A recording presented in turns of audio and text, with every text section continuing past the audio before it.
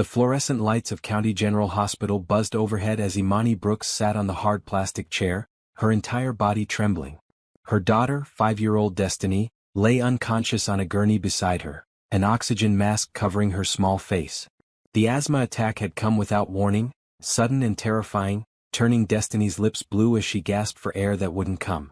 Imani had run 6 blocks carrying her daughter in her arms, her own lungs burning, her vision blurred with tears. She had no car, no phone, no money for a taxi. Just her legs and the desperate love of a mother who would die before letting her child slip away. They had stabilized Destiny 20 minutes ago, but the nightmare was far from over. "Miss Brooks," the hospital administrator said, her voice clipped and professional as she approached with a clipboard. The woman wore a crisp white blouse and had her hair pulled back so tight it looked painful. "We need to discuss payment arrangements." Imani looked up, her dark brown eyes rimmed with red. She wore the same green cleaning uniform she'd had on for the past 12 hours, working her shift at the office building downtown. The smell of industrial cleaner still clung to her clothes. "I don't have insurance right now. I lost my other job last month and—" "The bill is currently at $4,300, the administrator interrupted. "That's just for the emergency treatment. If we admit her overnight for observation, which the doctor recommends, it will be significantly more. $4,000 might as well have been $4 million. Imani had $17 in her pocket. That was supposed to buy groceries for the week. "I can pay in installments," Imani said, her voice cracking. "I work 2 jobs. I can give you something every week." The administrator's expression didn't change.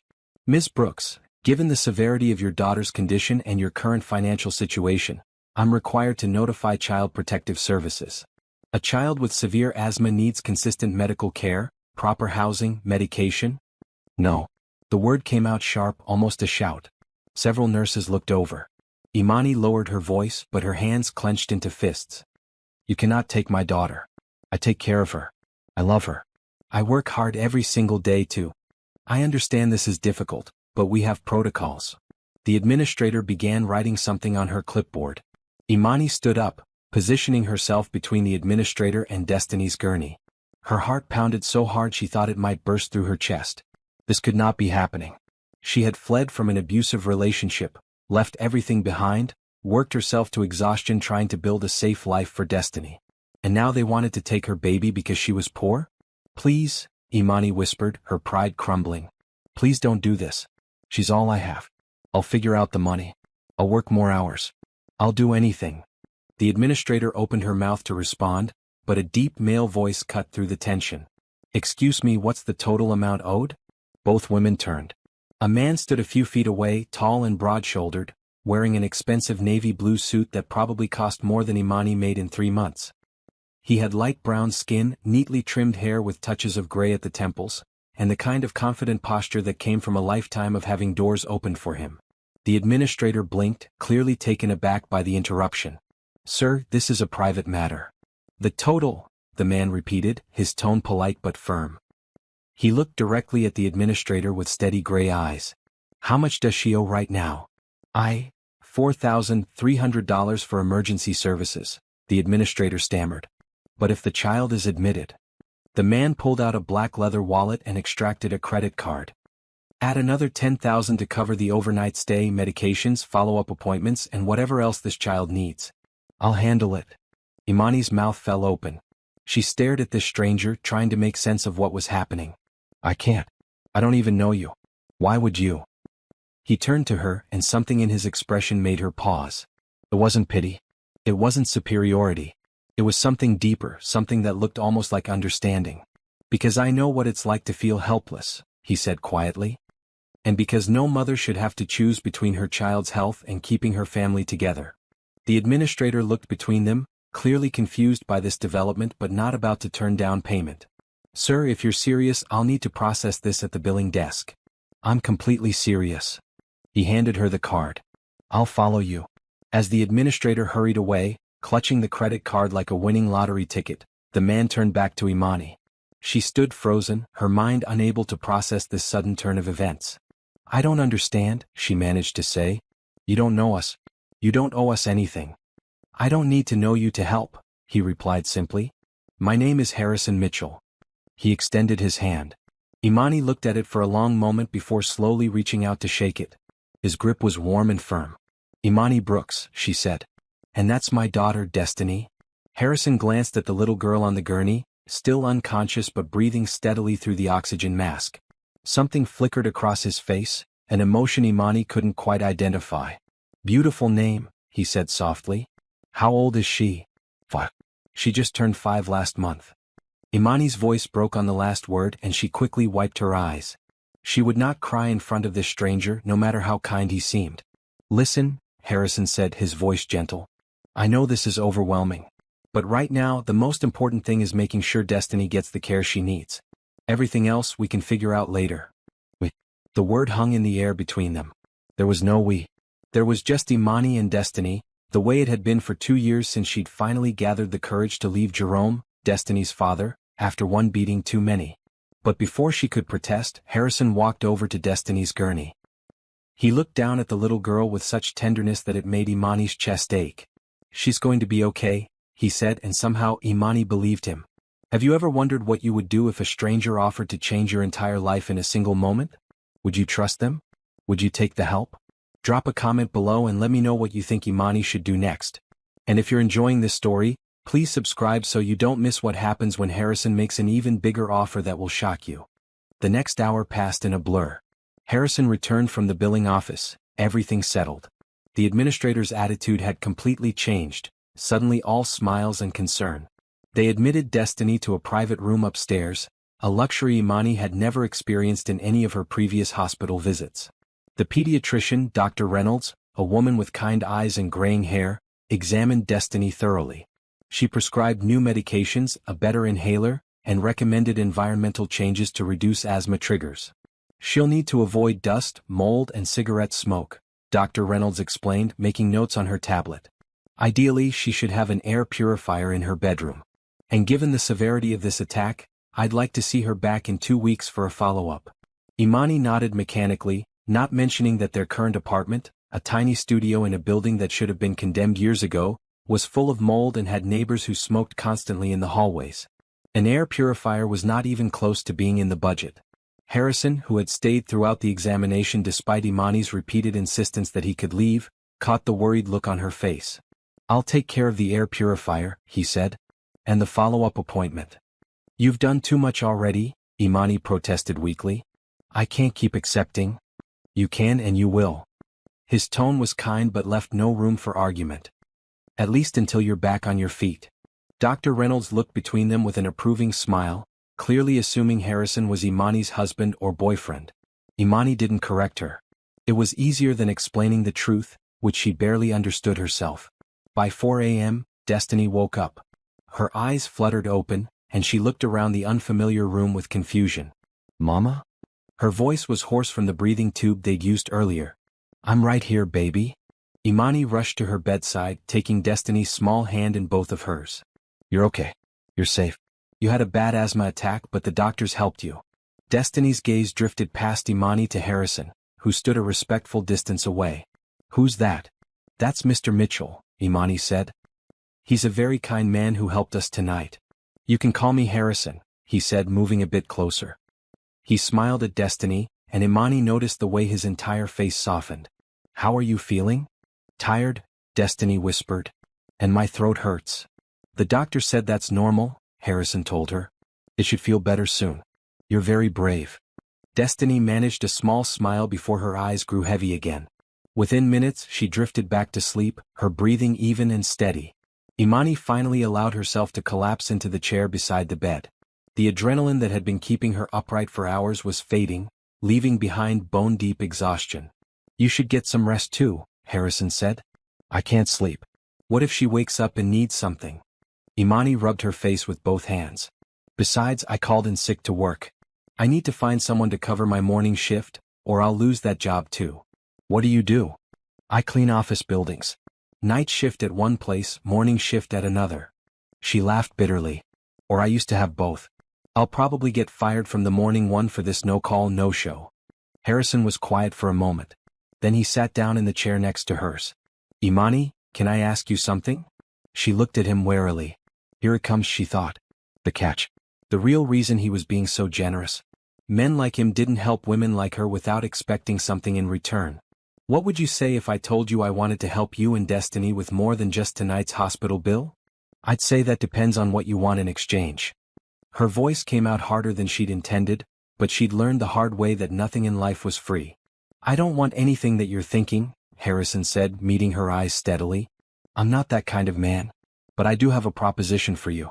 One that might sound crazy, but I'd like you to hear me out. Imani's heart started pounding again.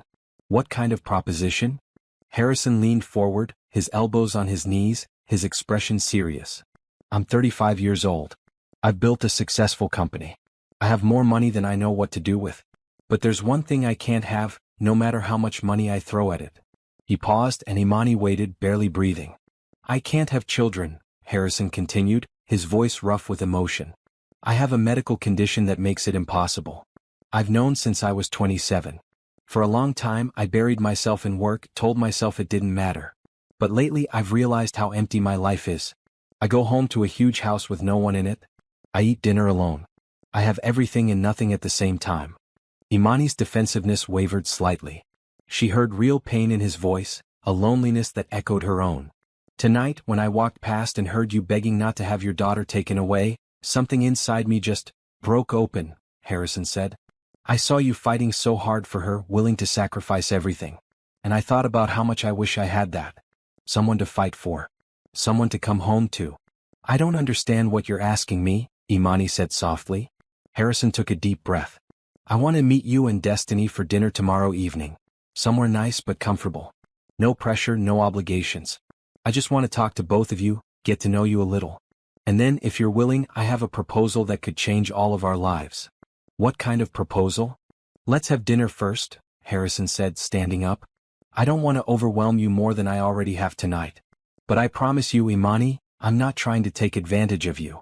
I just want a chance to explain something that's been on my mind for a very long time. He pulled out his wallet again and extracted a business card. My personal cell phone number is on the back. Call me tomorrow when you're ready and I'll arrange everything. Dinner, transportation, whatever you need. Imani took the card with numb fingers. Harrison Mitchell, CEO, Mitchell Technologies. The address listed was in the most expensive part of the city. Why us? She whispered. You could help anyone. You could do anything. Harrison looked back at Destiny, sleeping peacefully in the hospital bed. Because when I saw you tonight, I didn't just see a mother and daughter in trouble. I saw a family that deserves a chance. And maybe, just maybe, I saw my own chance at having what I've always wanted. He walked to the door, then turned back. Get some rest, Imani. Everything's going to be okay. I promise. And then he was gone, leaving Imani alone with a sleeping Destiny, a business card worth more than gold, and 1,000 questions spinning through her exhausted mind. She looked at her daughter, so small and fragile in the big hospital bed. Destiny deserved better than their moldy apartment, better than a mother who worked herself to death and still couldn't afford basic medical care. She deserved stability, safety, a real future.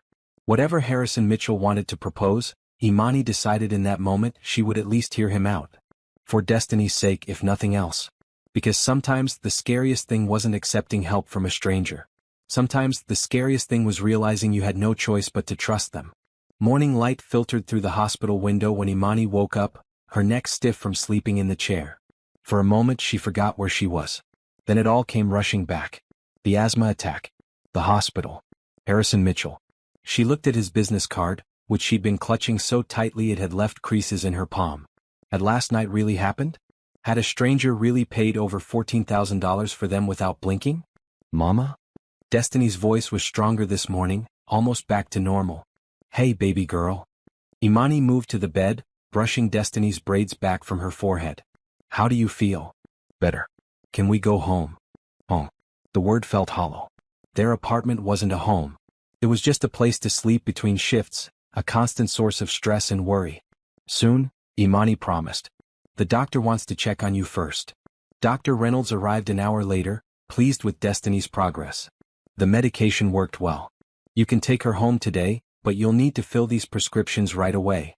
She handed Imani several prescription slips. And remember what I said about the air purifier and avoiding triggers. Imani nodded, doing quick math in her head. Even with her employee discount at the pharmacy where her cousin worked, those medications would cost at least $150. Money she didn't have. After Dr. Reynolds left, a nurse came in with discharge papers and a large gift bag. "This was dropped off for Destiny this morning," the nurse said, smiling. "Along with these." She pointed to 3 beautiful bouquets of bright red and yellow flowers sitting on the windowsill that Imani hadn't noticed. Imani's hands shook as she opened the bag. Inside was a brand new teddy bear, several children's books, a coloring set, and at the bottom an envelope. She opened it to find a note in neat handwriting. "Imani and Destiny, I hope you both rested well. The prescriptions have been filled and paid for at the pharmacy on the first floor. The nurse will bring them before you leave. I also took the liberty of arranging a car service to take you home. The driver will be waiting at the main entrance at noon. My dinner invitation still stands. No pressure, but I hope you'll call. Harrison." Tucked behind the note were 5 crisp $100 bills. Imani stared at the money, her vision blurring. $500. That was groceries for a month. That was the electricity bill she'd been dreading. That was hope. "Mama, look at the bear." Destiny hugged the stuffed animal, which was nearly as big as she was. "He has a blue ribbon." Well, Harrison had been wearing blue. Imani shook her head. She was reading too much into things. The man was just being kind. Wealthy people did charity sometimes. That's all this was. Except it didn't feel like charity. It felt personal. The nurse returned with a bag full of medications, each one labeled with clear instructions. Imani recognized the names from Dr. Reynolds's recommendations. These were the good ones, the expensive brands that actually worked, not the cheap generics that barely helped. At noon exactly, Imani carried Destiny out of the hospital to find a sleek black car waiting. The driver, an older gentleman in a pressed uniform, smiled warmly. "Miss Brooks? I'm Thomas. Mr. Mitchell sent me to drive you home." Imani almost laughed. Home. If Harrison could see where they lived, he'd probably change his mind about whatever proposition he had in mind. But Thomas didn't even blink when they pulled up to the rundown apartment building 40 minutes later. He helped carry Destiny upstairs along with all the bags from the hospital, and tipped his hat politely before leaving. Inside the apartment, Imani looked around with fresh eyes. The single room served as bedroom, living room, and kitchen combined. Water stains marked the ceiling. The carpet was worn through in places. Their mattress sat directly on the floor. They had a hot plate, a mini fridge, and a TV someone had thrown out that Imani had fixed. This was what she'd been able to afford after leaving Jerome. This was their life. Destiny climbed onto the mattress, already absorbed in one of her new books. The child was resilient. She never complained about their situation, never asked why they didn't have what other kids had. She just made do with whatever Imani could provide. That thought made up Imani's mind. She pulled out Harrison's business card and dialed the number on the back before she could second-guess herself. He answered on the first ring. "Imani? How did you know it was me? I've been waiting for your call." She could hear the smile in his voice. "How's Destiny?" "She's doing much better. Thank you for everything. The flowers, the bear, the money. You didn't have to." "I wanted to," Harrison interrupted gently. "Did you think about dinner?" Imani looked at Destiny, who was giggling at something in her book. "Yes, we'll come." "Wonderful. Is 6 o'clock okay? I'll send Thomas to pick you both up. We can take the bus." "Imani." Harrison's voice was kind but firm. "Let me do this. Please." There was that word again. Please. Like he was asking for a favor instead of granting one. "Okay," she relented. 6 o'clock. I'm looking forward to it." After hanging up, Imani opened her ancient laptop, which took 10 minutes to boot up, and searched for Mitchell Technologies. Her eyes widened as she read article after article about Harrison Mitchell. Self-made millionaire. Tech innovator. Philanthropist. Forbes had estimated his net worth at over $200 million. $200 million. And he was asking her, a woman who cleaned toilets for a living, to have dinner with him. The rest of the day crawled by. Imani gave Destiny her new medications, which worked so well that the little girl had more energy than she'd had in months. They played with the coloring books, read stories, and Imani tried not to watch the clock. At 5 o'clock, she faced their closet, which was really just a plastic bin. She owned 3 outfits. The 2 cleaning uniforms and 1 dress she'd bought at a thrift store 2 years ago for a job interview that never panned out. The dress was dark green, simple and slightly too big, but it was the best she had. She helped Destiny into her nicest outfit, a maroon jumper and white shirt that were getting too small but still looked presentable. Then Imani did her best with her own hair, pulling her natural curls into a neat bun. They didn't have makeup. They didn't have jewelry. But they were clean and presentable. That would have to be enough. Thomas arrived exactly at 6, just as professional as before. This time, Destiny was awake and fascinated by the fancy car. "Where are we going?" she asked Imani as they drove through parts of the city Imani had only seen from bus windows. "To have dinner with Mr. Mitchell. The man who helped us at the hospital. Remember?" Destiny nodded. "He was nice. He smiled at me." Yes, Imani thought. He had. Not with pity but with genuine warmth. The car pulled up to a restaurant that made Imani's stomach drop. It was the kind of place that probably required reservations months in advance. The kind of place where people like her didn't belong. "I can't go in there," she whispered to Thomas.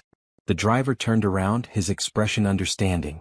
"Ms. Brooks, Mr. Mitchell reserved the entire restaurant for the evening. It's just you, your daughter, and him. No one else. No judgment. No pressure. He'd rented the entire restaurant. For them." Imani took a deep breath and stepped out of the car, holding Destiny's hand tightly. Inside, the restaurant was beautiful. Soft lighting, elegant decorations, and at a table in the center, Harrison stood up as they entered. He wore dark slacks and a crisp red button-down shirt, looking effortlessly handsome. "Imani, Destiny." He smiled, walking over to greet them. "I'm so glad you came." He shook Imani's hand, then crouched down to Destiny's level. "How are you feeling, sweetheart?" "Good," Destiny said shyly. "Thank you for the bear. I named him Blue." Harrison's smile grew wider. "Blue is a perfect name. Come on, let's eat." "I wasn't sure what you liked, so I had them prepare a bunch of different options." The next 2 hours were unlike anything Imani had experienced. Harrison talked to Destiny with genuine interest, asking about her favorite colors, her favorite stories, what she wanted to be when she grew up. "A doctor," Destiny announced proudly. "So I can help people like the doctors helped me." "That's a wonderful dream," Harrison said. "You know, I have a friend who's a doctor. Maybe someday I can introduce you to her." They ate amazing food. Destiny had chicken fingers and fries, giggling as Harrison showed her how to make funny faces with ketchup. Imani had salmon that melted in her mouth, vegetables she couldn't even name, and bread so fresh it was still warm. For dessert, they shared a chocolate cake that Destiny declared was the best thing ever. Throughout the meal, Harrison shared bits of his own life. He'd grown up poor, raised by a single mother who'd worked 3 jobs to put him through community college. He'd built his company from nothing, taking risks and working 18-hour days. "My mother passed away 5 years ago," he said quietly. "Cancer. She never got to see me successful. That's one of my biggest regrets." "I'm sorry," Imani said, meaning it. She understood loss. Her own father had died when she was 12. After dessert, while Destiny colored on a placemat the waiter had brought, Harrison looked at Imani seriously.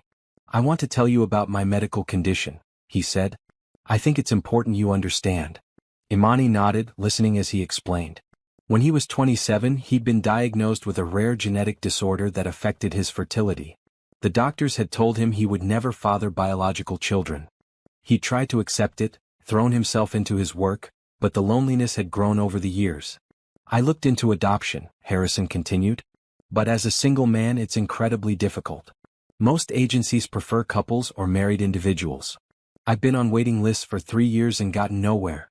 "That must be hard," Imani said softly. "It has been. But last night when I saw you with Destiny, something clicked. Here was a mother who would do anything for her child. Here was a child who deserved every opportunity in the world. And here was I, with resources but no family." He reached across the table, stopping just short of taking her hand. "Imani, I know this is going to sound insane. I know we just met. But I have a proposal, and I want you to really think about it before you answer." Imani's heart hammered. "What is it?" Harrison took a deep breath. "I want to adopt Destiny. Legally, completely. I want to give her my name, my resources, everything I have. I want to make sure she grows up with every advantage, every opportunity. The best schools, the best medical care, whatever she needs." Imani's mouth went dry. "You want to adopt my daughter?" "Yes. But there's more." Harrison's gray eyes held hers steadily. "I also want to marry you." The world seemed to stop spinning. "I'm not talking about romance or love," Harrison continued quickly. "Not at first anyway. I'm talking about a partnership. A family built on mutual respect and the desire to give Destiny the best possible life. We would live together, raise her together, be a real family in every way that matters." Imani couldn't speak. Her mind was reeling. "I know it sounds crazy," Harrison said. "But think about it practically. You need financial security and stability. Destiny needs proper medical care and a safe home. I need a family. We could help each other. And who knows? Maybe over time, something real could develop between us. You can't possibly. Imani started, but her voice failed. I can and I am. Harrison's voice was earnest. Imani, I've built my success by recognizing opportunities and taking calculated risks. This feels right to me. It feels like the answer I've been searching for. Destiny looked up from her coloring, oblivious to the life-changing conversation happening above her head. She smiled at both of them, happy and content. Can I think about it? Imani whispered. Of course. Take all the time you need.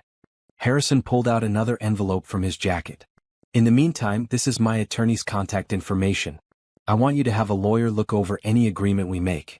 I want everything to be legal and fair. I don't want you to ever feel trapped or forced. Imani took the envelope with trembling hands. There's one more thing, Harrison said. Before you make a decision, I'd like to invite you and Destiny to visit my home. See where you'd be living. Make sure it's somewhere you could be comfortable. Maybe this weekend? Okay, Imani heard herself say. This weekend. The ride home passed in a daze. Destiny fell asleep against Imani's shoulder, exhausted from the excitement. Thomas carried the sleepy child upstairs and waited until they were safely inside before leaving. Alone in their shabby apartment, Imani laid Destiny on the mattress and covered her with their thin blanket. Then she sat on the floor, Harrison's business card in one hand and the attorney's envelope in the other. Marry a stranger. Let him adopt Destiny. Move into his world. It was insane. It was impossible. It was everything she'd never dared to dream about. She thought about Destiny's future. Real medical care. Good schools. A safe home. Everything Imani had been trying so desperately to provide but couldn't. She thought about Harrison's eyes when he'd looked at Destiny. The tenderness there had been real. The longing for family had been genuine. And she thought about his words. Who knows? Maybe over time, something real could develop between us. Could it? Could she actually fall in love with a man who was offering her a business arrangement? Did it even matter if the arrangement gave Destiny everything she deserved? Imani pulled out her phone and looked at the balance in her bank account. -$12, thanks to an overdraft fee she'd incurred last week. Then she looked at her daughter, sleeping peacefully, breathing easily thanks to the expensive medications Harrison had bought. Sometimes love wasn't the fairy tale. Sometimes love was doing whatever it took to protect your child. Even if it meant marrying a man you just met. Even if it meant accepting help you'd never dare to ask for. Even if it meant trusting a stranger with your entire future. Imani made her decision right then in that cold apartment, watching her daughter sleep. She would say yes. For Destiny's sake, she would say yes to all of it. Saturday arrived faster than Imani expected. She'd barely slept, her mind spinning through endless scenarios and what-ifs.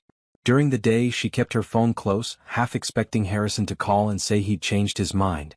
That he'd realized how ridiculous his proposal was. But the call that came was Thomas, confirming he'd pick them up at noon. We're something comfortable, Harrison's message said. We'll just be relaxing and getting to know each other better. Comfortable. Imani looked at their meager wardrobe and settled on clean jeans and the same green dress worn as a shirt. Destiny wore her maroon jumper again. It was the best they had. The drive took nearly an hour, leaving the crowded city behind for sprawling suburbs and finally a gated community where each house sat on what looked like acres of land. Mama, look at the big houses, Destiny pressed her face to the window. They're like castles. When Thomas turned through iron gates onto a private drive, Imani's breath caught. The house, if you could call it that, was massive. 3 stories of cream-colored stone and huge windows, surrounded by perfectly manicured gardens. A fountain bubbled in the circular driveway. This can't be real, Imani whispered. Mr. Mitchell has worked very hard, Thomas said kindly. He's also a very good man. Don't let the money intimidate you. Easy for him to say. Thomas wasn't about to walk into a mansion and pretend he belonged there. But when Harrison opened the front door, wearing jeans and a soft blue sweater that made his eyes look even more striking, his smile was so warm and genuine that some of Imani's anxiety eased. Welcome, he said, gesturing them inside. Come in, please. I want to show you everything. The entryway alone was bigger than their entire apartment. Marble floors, a grand staircase, artwork on the walls that probably cost more than Imani would make in 10 lifetimes. Wow, Destiny breathed, her eyes huge. Harrison laughed. It is a bit much, isn't it?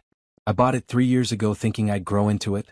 Instead, it just feels empty most days. He led them through the house, pointing out the chef's kitchen, the dining room with a table that could seat 20, the library filled with books, the home theater, the gym. Each room was beautiful and perfectly decorated. But it was the next room that made Destiny gasp with pure delight. "I thought if this works out, Destiny might like this room," Harrison said, opening a door on the second floor. Inside was a child's dream. The walls were painted soft pink with white clouds and butterflies. There was a bed shaped like a castle with gauzy curtains, shelves filled with toys and books, a window seat overlooking the gardens, and in the corner, a small desk perfect for homework. "For me?" Destiny looked between Harrison and Imani, hardly daring to believe it. "If you decide to live here, yes," Harrison said. "But only if your mama says it's okay." Destiny ran to Imani, tugging on her hand. "Mama, can we? Please?" Imani's throat tightened. She knelt down to Destiny's level. "Baby, Mr. Mitchell and I need to talk about some grown-up things first. Why don't you look at the books in this room for a little while?" "Okay." Destiny was already pulling volumes off the shelves, delighted. Harrison led Imani to a sitting room down the hall. Floor-to-ceiling windows overlooked the property. The furniture was modern but comfortable. He gestured to a leather couch and took a seat across from her in a matching chair. "So," he said, "have you thought about my proposal?" Imani folded her hands in her lap to keep them from shaking. "I have. I even called that attorney you recommended." She explained how everything would work legally. Harrison nodded. "And? I have questions first." "Of course. Ask me anything." Imani took a breath. "Why marriage? If you just want to adopt Destiny, couldn't you do that without marrying me?" "Legally it would be very difficult," Harrison explained. "Family courts heavily favor two-parent households, especially for children with medical needs. A married couple adopting is much more likely to be approved than a single man trying to take a child from her biological mother. So this is just a practical arrangement. It starts that way, yes." Harrison leaned forward, his expression serious. "But Imani, I'm not going into this planning to keep things cold and businesslike forever. I genuinely want to build a family. I want to come home to people who are happy to see me. I want to have dinner together and hear about everyone's day. I want birthdays and holidays and all the ordinary moments that make life meaningful. What if we can't stand each other after a few months? That's why I want to be completely transparent about expectations." Harrison pulled out a folder from the side table. "I had my attorney draw up a preliminary agreement. Nothing is set in stone yet, and you should have your own lawyer review everything. But basically, here's what I'm proposing." He walked her through it. They would marry within a month to start the adoption process immediately. Imani and Destiny would move in right away. Harrison would pay for everything: housing, food, medical care, education, everything. Imani would have her own bank account with a monthly allowance, no questions asked about how she spent it. "If after a year you decide this isn't working, we can divorce amicably," Harrison continued. "You'll receive a settlement that will allow you to live comfortably and support Destiny. The adoption papers would be structured so we'd share custody, but Destiny would still have all the advantages of being my legal daughter." "You just let us go?" Imani couldn't hide her disbelief. "After giving us all this?" "I'm not doing this to trap you." Harrison's voice was gentle but firm. "I'm doing this because I believe we could build something good together. But I also know you can't force connection. If it doesn't happen naturally, I'd rather you be happy somewhere else than miserable here." Imani looked down at the contract, the words blurring. This man was offering her a way out of poverty, a future for Destiny, and an escape route if it all went wrong. It was more than generous. It was almost too good to be true. "What about the physical side of marriage?" she asked, forcing herself to meet his eyes. "You said you want a real family, but—" "We take that at whatever pace feels right," Harrison said, his cheeks coloring slightly. "I'm not expecting anything from you that you're not ready to give. We can have separate bedrooms at first. We can take things slow. I want you to feel safe and comfortable here." Safe. The word resonated through Imani's chest. When was the last time she'd felt truly safe? "There's something I need to tell you," Imani said, her voice barely above a whisper. "About Destiny's father." Harrison's expression didn't change. "Okay. His name is Jerome. Jerome Carter. We were together for 3 years. He hurt me. A lot. Especially when he was drinking." The words came out flat, emotionless because Imani had learned to talk about it that way to keep from breaking down. "I finally left him 2 years ago, took Destiny and ran. I filed for full custody and he didn't contest it. He hasn't seen her since." "Did he ever hurt Destiny?" "No. I made sure of that. The one time he raised his hand near her, I knew I had to go. But he could show up. He could try to claim parental rights. I need you to know that's a possibility. Harrison was quiet for a long moment. When he spoke, his voice was hard with an edge Imani hadn't heard before. If he shows up, we'll deal with it legally. I have the best attorneys in the state. And Imani, I promise you I would never hurt you or Destiny. Ever. I don't drink, I don't do drugs, and I was raised to believe that anyone who puts their hands on a woman or child is the lowest form of human being. Tears pricked Imani's eyes. Thank you. You don't need to thank me for basic decency. Harrison's voice softened again. But I appreciate you telling me. It helps me understand what you've been through. Destiny's laughter drifted from down the hall. She was singing to herself, completely content. She likes it here, Imani said. Do you? Imani looked around the beautiful room, then out at the gardens. She thought about their moldy apartment, about working 2 jobs and still not having enough, about the constant fear of one wrong step landing them on the streets. Then she thought about Harrison's kindness. The way he'd paid their hospital bills without hesitation. The way he'd talked to Destiny with genuine interest. The way he'd laid out this proposal with complete honesty, giving her every opportunity to say no. I like that you're giving us a choice, she said finally. I like that you're not pretending this is something it's not. And I like that you seem to genuinely care about Destiny's well-being. I do. More than I expected to after just meeting her. Harrison smiled slightly. She's a special little girl. Brave and sweet and smart. You've done an amazing job raising her under impossible circumstances. The compliment hit Imani harder than she expected. No one ever acknowledged how hard she worked, how much she sacrificed. Okay, she said before she could second-guess herself. I'll do it. We'll do it. Harrison's entire face lit up. Really? Yes. For Destiny. Because she deserves this chance. And because... Imani swallowed hard. Because I think you're a good man, Harrison Mitchell. I think you mean what you say. And I think maybe, possibly, this could work. Harrison stood up and extended his hand. Partners? Imani stood too, placing her hand in his. Partners. His grip was warm and steady. Looking into his eyes, Imani felt the strangest sensation. Not attraction exactly, but something else. A connection. A sense that maybe this wasn't as crazy as it seemed. Can we tell Destiny? Harrison asked. Yes. But let's explain it in a way she can understand. They walked back to the pink bedroom together. Destiny was curled up on the window seat, reading a picture book about space. Destiny, honey, come here for a minute, Imani said. Destiny bounced over, looking between them hopefully. Did you make a decision? We did. Imani knelt down and took her daughter's hands. Mr. Mitchell has asked us to come live here with him. He wants to be part of our family. How would you feel about that? Really?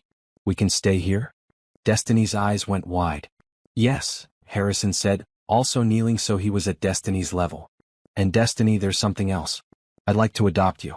That means I'd be your dad legally. You'd have my last name and I'd take care of you and your mama. Would that be okay with you? Destiny looked at Imani. Would you still be my mama? Always, baby. Nothing will ever change that. And Mr. Mitchell would be my daddy? If you want him to be, Imani said softly. Destiny thought about this for maybe 10 seconds. Then she threw her arms around Harrison's neck. Yes, I want that. Harrison hugged her back and over Destiny's shoulder, his eyes met Imani's. They were shining with unshed tears. In that moment, Imani felt something shift. This arrangement might have started as practical, but watching this lonely man hold her daughter with such tenderness, she realized it was already becoming something more. Maybe not love. Not yet. But definitely hope. And for now, hope was enough. The next 2 weeks passed in a whirlwind. Harrison didn't waste any time. Within 3 days, Imani and Destiny had moved out of their apartment and into the mansion. Thomas and another driver had helped move their few belongings, which looked pathetic spread across one corner of Destiny's enormous new room. We'll go shopping, Harrison had said when he saw how little they owned. Whatever you both need. Shopping turned out to mean hiring a personal stylist who came to the house with racks of clothes. Imani protested at first, but Harrison was firm. You're going to be my wife, he said. You'll need appropriate clothes for events and dinners. Let me do this.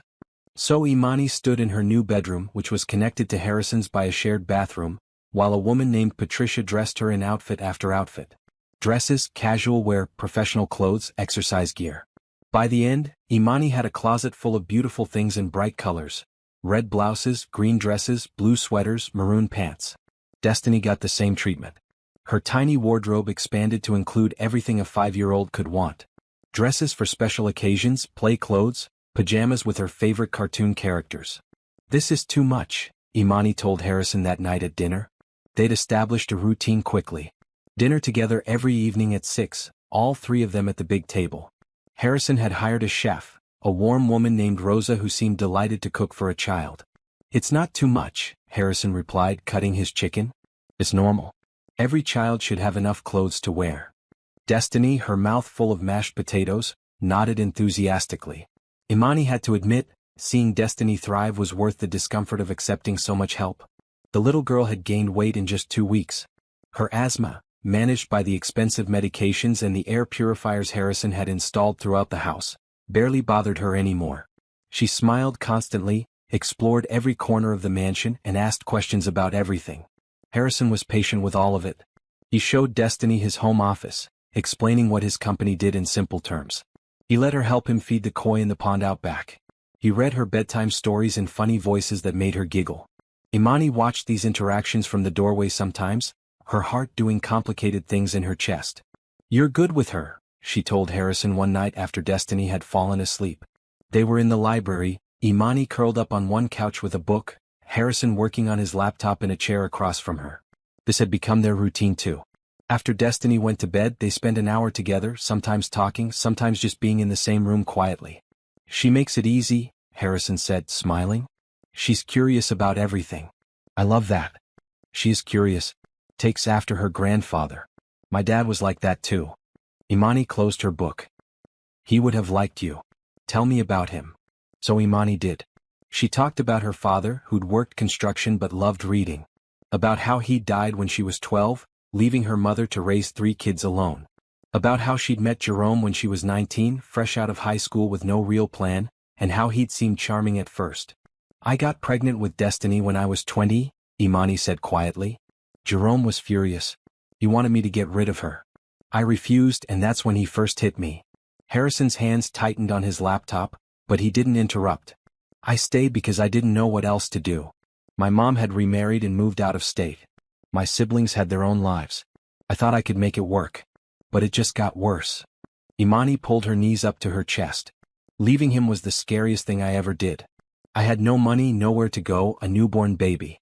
But I did it anyway because I knew if I didn't, one day he'd kill me." "You're incredibly brave," Harrison said softly. "I don't feel brave. I feel like I barely survived." "Sometimes that's the same thing." They sat in comfortable silence for a while. Then Harrison closed his laptop. "Can I tell you something?" he asked. "Of course. I'm terrified I'm going to screw this up." His admission surprised her. "I've never been a father. I don't know what I'm doing. What if I make mistakes? What if Destiny ends up resenting me?" "Harrison." Imani set her book aside and moved to sit on the arm of his chair. "You're already doing great. You're patient, kind, and you actually listen to her. That's more than a lot of biological fathers manage. I just want to get it right." "So do I. We'll figure it out together." Harrison looked up at her, and for a moment, something passed between them. Not attraction exactly, but recognition. They were both broken people trying to build something whole. "We should probably talk about the wedding," Harrison said, breaking the moment. "Right. The wedding." In their rush to get Destiny settled, they'd barely discussed it. "The attorney says we should do it soon to strengthen the adoption case," Harrison continued. "I was thinking maybe 3 weeks from now? Something small and simple. Just us, a few witnesses, and the legal requirements." "That sounds good." Imani's stomach fluttered nervously. In 3 weeks she'd be Mrs. Harrison Mitchell. The thought was surreal. "Unless you want something bigger?" Harrison asked. "If you've always dreamed of a certain kind of wedding, I can make that happen." Imani almost laughed. "I don't have dreams like that. I'm just trying to survive day to day." "Well, maybe now you can start having dreams." It was such a simple statement, but it hit Imani hard. Dreams. When had she stopped allowing herself to dream? The next morning, Harrison announced he'd taken the day off work. "We're going out," he told Imani and Destiny over breakfast. "Family outing." "Where?" Destiny bounced in her chair. "You'll see." They ended up at an aquarium 2 hours away. Destiny was transfixed by the fish, the sharks, the dolphins. Harrison bought her a stuffed turtle from the gift shop that she named Shelley and carried everywhere. Watching them together, something in Imani's chest loosened. She pulled out her phone and took a picture of Harrison kneeling next to Destiny in front of the beluga whale tank, both of them pointing and laughing at something. Later, when they stopped for lunch, Imani looked at the photo. They already looked like a family. "What are you smiling at?" Harrison asked, sliding into the booth next to her while Destiny colored on her kid's menu across the table. "Nothing. Just thinking how much has changed in 2 weeks." "Good changes?" "Mostly good. Scary but good." Imani hesitated. "Harrison, I need to ask you something." "Anything. Why are you really doing this? And don't tell me it's just about wanting a family. You could have adopted through an agency eventually. You could have hired a surrogate. Why specifically us?" Harrison was quiet for a long moment, watching Destiny color. "Honestly, I'm not sure I can explain it. When I saw you in that hospital fighting so hard for your daughter, something just clicked. You reminded me of my mother. She fought like that for me and my brother. Against poverty, against people who said we'd never amount to anything, against a system designed to keep us down." He turned to look at Imani. "You're a fighter. You're strong. And I realized that's exactly the kind of person I want to build a family with. Not someone who wants me for my money, but someone who'd keep fighting even without it. I'm not that strong. You left an abusive relationship with nothing but a baby and your determination. You worked multiple jobs to keep a roof over her head. You've never given up, even when it would have been easier to." Harrison's voice was intense. "Imani, you're the strongest person I've ever met." Tears pricked Imani's eyes. She blinked them back, not wanting to cry in a family restaurant. "Thank you," she managed to say. Harrison reached across the table and squeezed her hand. The touch was brief but warm. Imani found herself hoping he'd do it again. That night, after Destiny was asleep, Imani found Harrison in his office, staring at his computer screen with a frown. "Everything okay?" she asked from the doorway. He looked up, his expression troubled. "I got an email from my attorney. Jerome hired a lawyer." Imani's blood ran cold. "What?" "He's filing for visitation rights. He claims he's been trying to see Destiny but you've refused access." "That's a lie." Imani's voice shook. "He hasn't contacted me in 2 years. He signed away his rights." "Did he? Legally?" Harrison asked gently. "Or did he just stop showing up?" Imani tried to remember. Jerome had never been on the birth certificate. They'd never been to court about custody. He just left. "I thought if he didn't contest custody that was the same thing," she whispered. "It's not. But don't panic." Harrison stood up and walked over to her. "My attorney is the best in the state. We'll fight this. We'll show the court his abandonment, his history of abuse. We'll protect Destiny." What if he takes her? The fear that had lived in Imani's chest for 2 years exploded back to life. What if they give him visitation and he runs? "I won't let that happen." Harrison's voice was steel. "I promise you, Imani. I will not let Jerome Carter anywhere near that little girl." Imani wanted to believe him. But she'd been let down so many times before. "Come on," Harrison said, taking her hand. "Let's go check on Destiny." They walked upstairs together to the pink bedroom. Destiny was fast asleep, Shelley the turtle clutched in one arm, Blue the bear in the other. She looked so peaceful, so safe. "She deserves to stay this happy," Imani whispered. "She will," Harrison promised. "We'll make sure of it." Standing there in the doorway watching their daughter sleep, Imani realized something. She'd stopped thinking of it as, "my daughter," and started thinking, "our daughter." She glanced at Harrison, who was watching Destiny with such protective tenderness that it made Imani's heart ache. 3 weeks until they got married. 3 weeks until this became legally permanent. And for the first time, Imani wasn't scared of that deadline. She was looking forward to it. The law office was impressive. All dark wood and leather, with views of the city from the 30th floor. Imani sat in a conference room next to Harrison, facing his attorney, Margaret Wu, a sharp woman in her 50s with kind eyes behind rectangular glasses. "I won't lie to you," Margaret said, spreading documents across the table. "Jerome Carter's filing complicates things.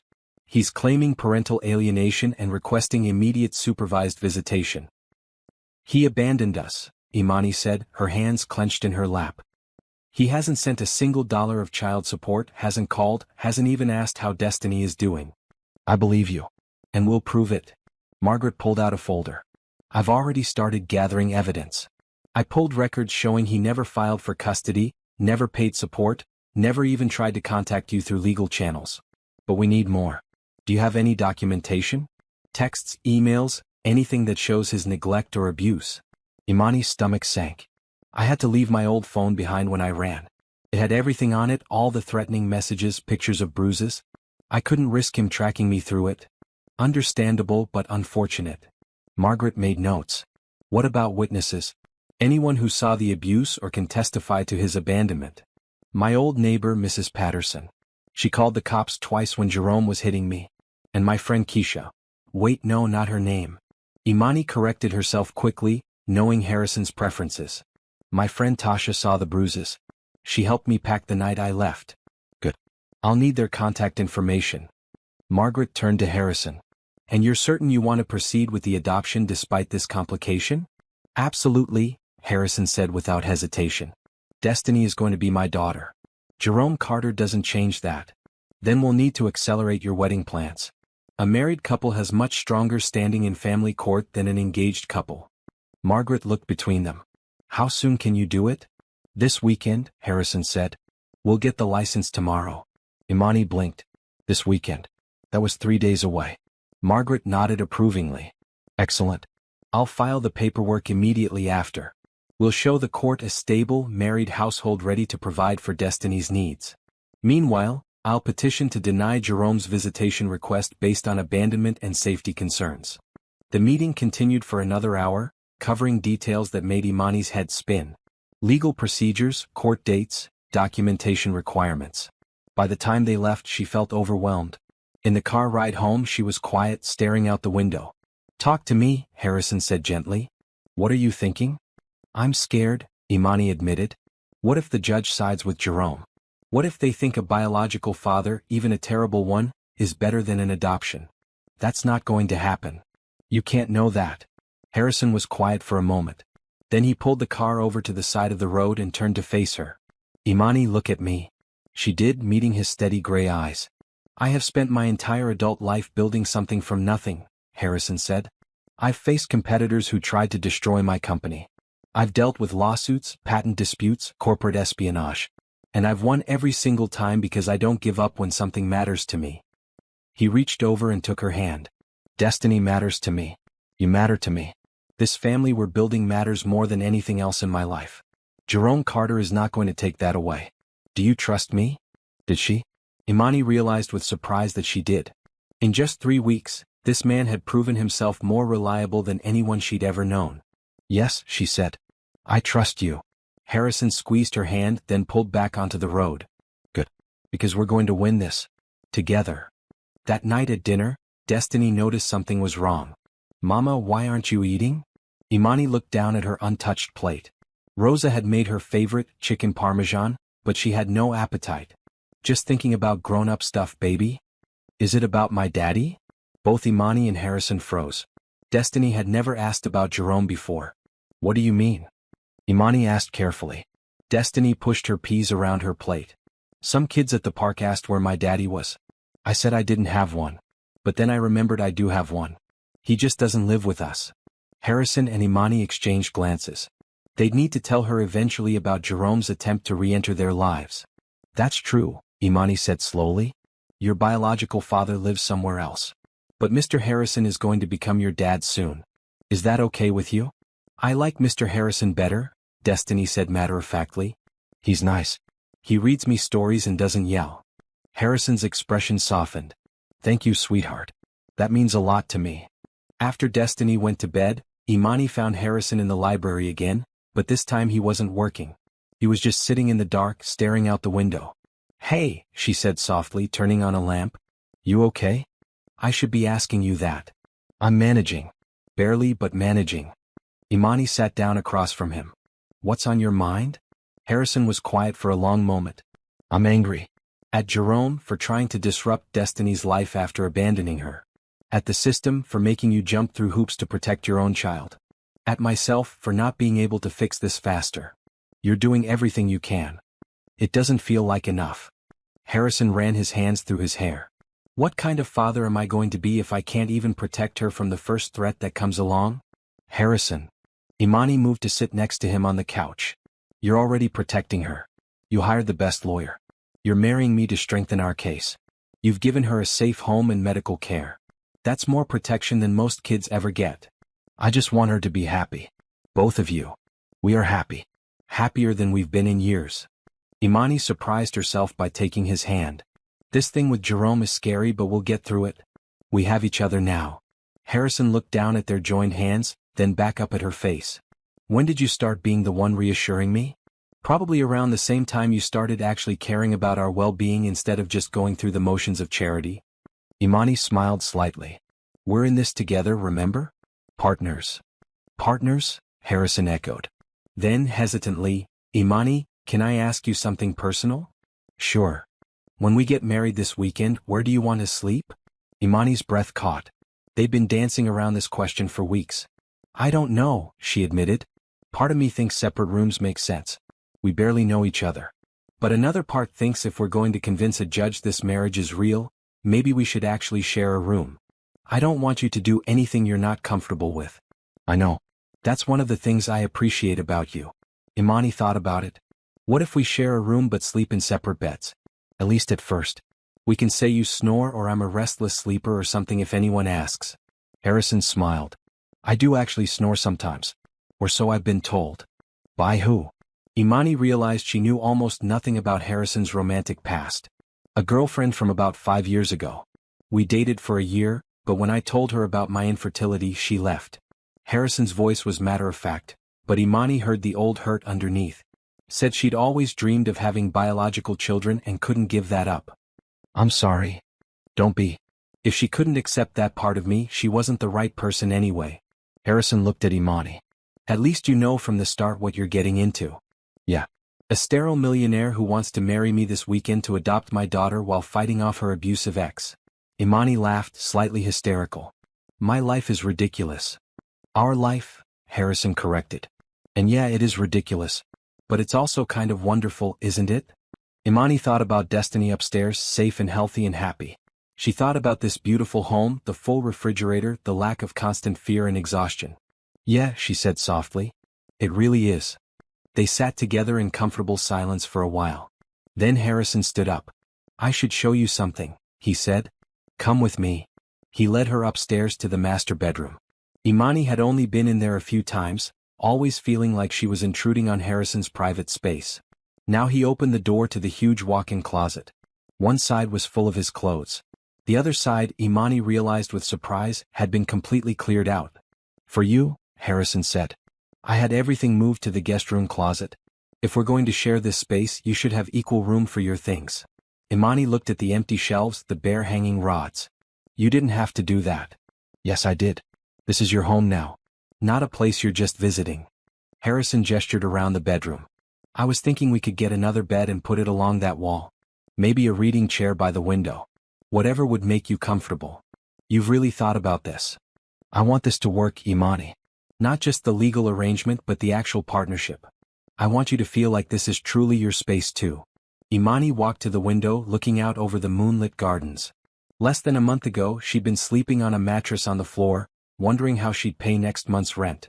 Now she was standing in a mansion, planning to share a bedroom with a man who was offering her the world. Harrison, she said, turning back to him. Why are you so good to us? He came to stand next to her at the window. Because you deserve it. Because Destiny deserves it.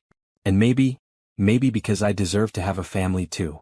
When he said it like that, so simple and honest, Imani couldn't help but smile. Okay then, she said. Let's do this. Let's get married this weekend and show Jerome Carter that he doesn't get to waltz back into Destiny's life whenever he feels like it.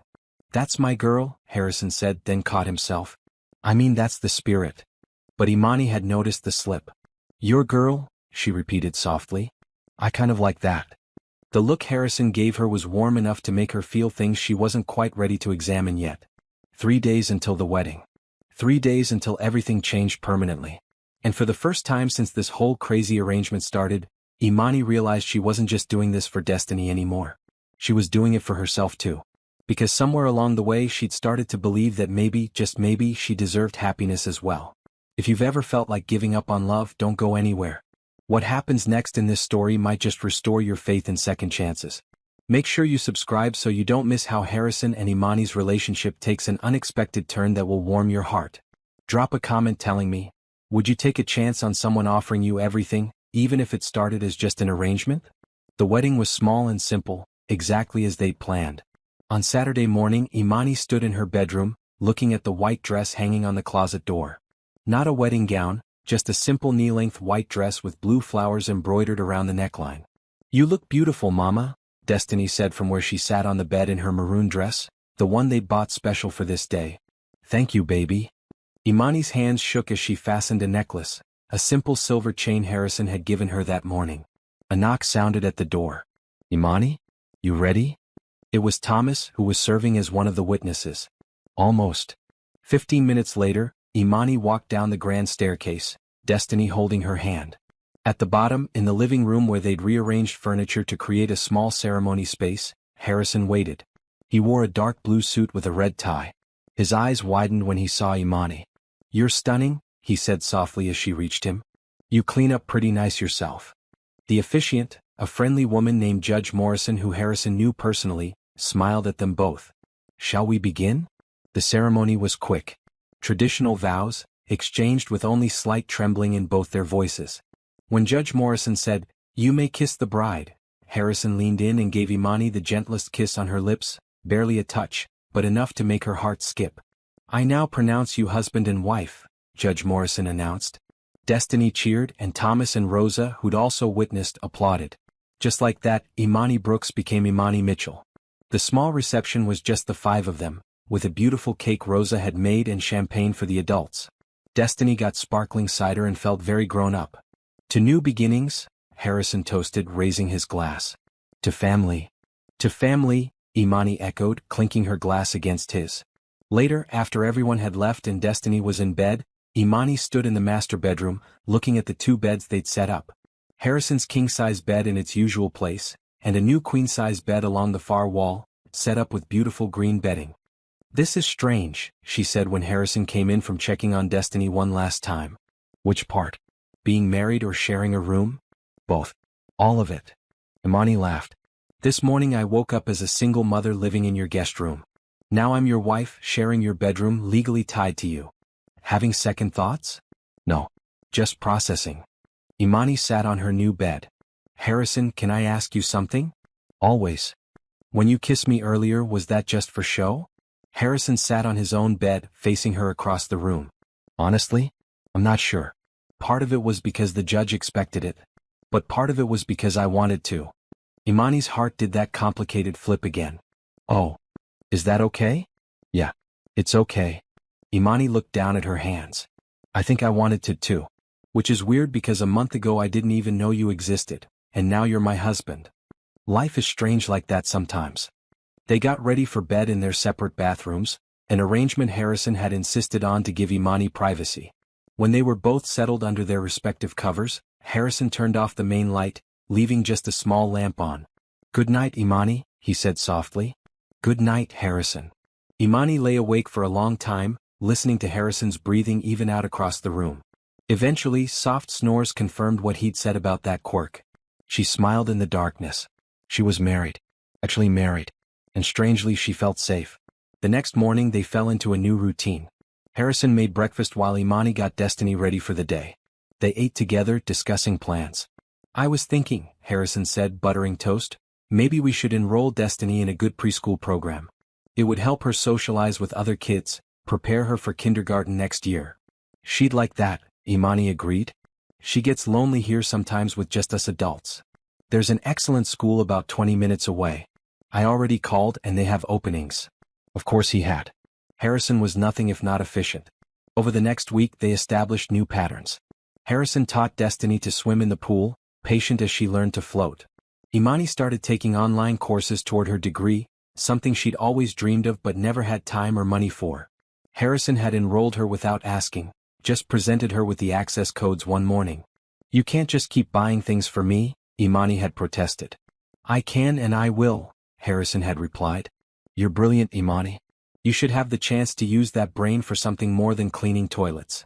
In the evenings, after Destiny went to bed, Imani and Harrison continued their library talks. But now she noticed they sat closer together. Sometimes on the same couch instead of across the room. One night, Harrison showed her photos from his childhood. His mother, who he looked like. His younger brother, who died in a car accident 10 years ago. "I'm sorry," Imani said, looking at the picture of Harrison with his arm around a young man who shared his smile. You've lost a lot. We all have. Harrison put the photo away. But we keep going. We find new people to love. New reasons to be happy. Is that what we are? New reasons to be happy? I hope so. Harrison looked at her seriously. Are you happy, Imani? I think I am, she said slowly. Which is scary because I keep waiting for something to go wrong. What if nothing goes wrong? What if this actually works? Then I guess I'd have to admit I was wrong about fairy tales not existing. Harrison laughed. This isn't a fairy tale. Fairy tales don't involve hostile exes and legal battles. True. But they do involve finding someone who actually cares about you. Imani looked at him. You care about us, don't you? It's not just the arrangement anymore. No, it's not just the arrangement. Harrison's voice was quiet. Somewhere along the way it became real for me. You're not just a solution to my loneliness. You're Imani. Funny, smart, strong Imani who makes me laugh and calls me out when I'm being too controlling and looks at me like I'm not just a wallet with a heartbeat. Imani's throat tightened. You've never been just a wallet to me. I know. That's one of the things I love, like about you. Harrison caught himself, but not before Imani heard the slip. Well, the word hung in the air between them. Neither of them acknowledged it, but something had shifted. That night, as they lay in their separate beds in the darkness, Imani spoke into the quiet. Harrison. Yeah. Thank you. For everything. For being patient with me. For caring about destiny. For making this feel less like a business deal and more like a real marriage. You don't need to thank me for that. I do though. Because I'm starting to care about you too. As more than just the guy who saved us. Silence. Then, that's good to know. Yeah. Because I've been hoping you might feel that way eventually. Imani smiled in the dark. Good night, Harrison. Good night, wife. Wife. The word made her heart flutter. 2 weeks into their marriage, the pool incident happened. Imani was inside making lunch when she heard a splash and then Destiny's scream. She ran outside to find Destiny flailing in the deep end of the pool.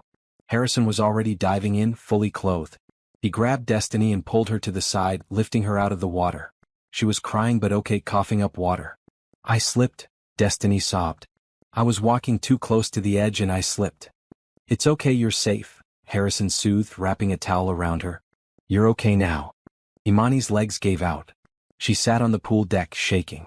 Harrison came to her, still dripping, and pulled her into his arms. She's fine, he said. I've got you. You're both fine. Imani buried her face in his wet shirt, not caring that she was getting soaked. The fear had been overwhelming, that moment of thinking she might lose Destiny. But Harrison had been there. He'd saved her. That night, after Destiny was asleep, Imani found Harrison on the back patio, staring at the now covered pool. I'm having a fence installed tomorrow, he said. And pool alarms. That should never have been able to happen. It was an accident. I should have been watching more carefully. Harrison's voice was tight with guilt. Imani came to stand next to him. You jumped in immediately. You saved her. That's what matters. I just keep thinking, what if I hadn't been there? What if you'd been alone and she'd fallen in?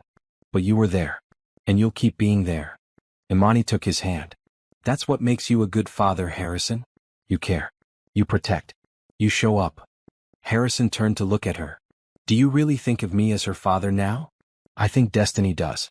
She started calling you Daddy H to her stuffed animals the other day. Did you know that? She did. Yeah. I heard her playing with her dolls, saying, Daddy H will fix it, and Daddy H always knows what to do. Harrison's eyes got suspiciously bright. I don't even have words for what that means to me. You're a good man, Harrison Mitchell. Imani stepped closer. A really good man. Imani. His voice was rough. Yeah. Can I kiss you? For real this time, not just for show. Imani's breath caught. She nodded. Harrison cupped her face gently and leaned in. This kiss was nothing like the brief peck at their wedding. This was real, deep, full of everything they'd been building over the past month.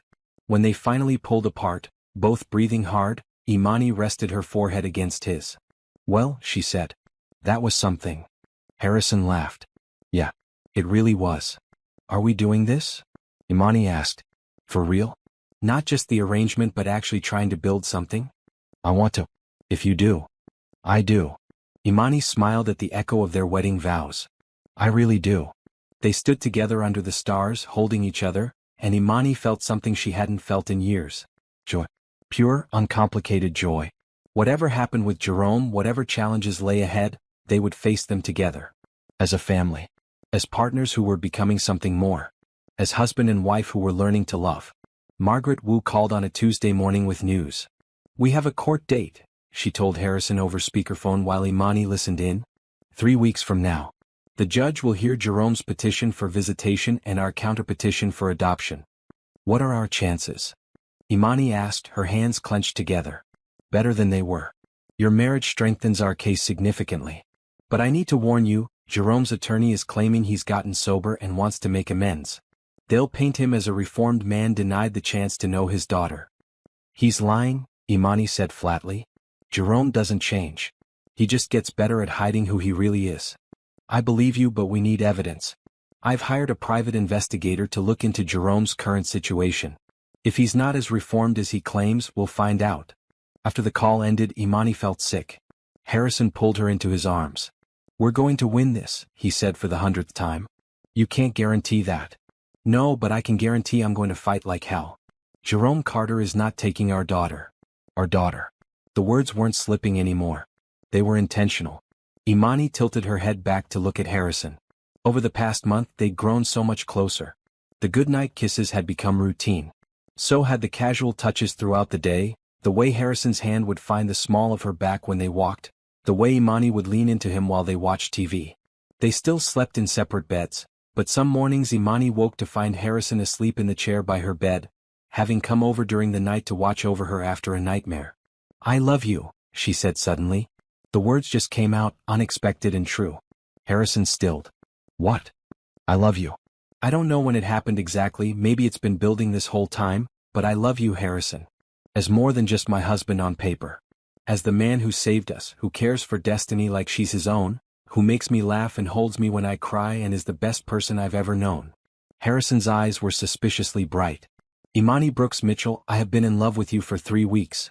Since the day you agreed to marry me and looked at me like I was offering you the world instead of you offering me everything. We're offering each other everything, Imani corrected, then kissed him. This kiss was different from all the others.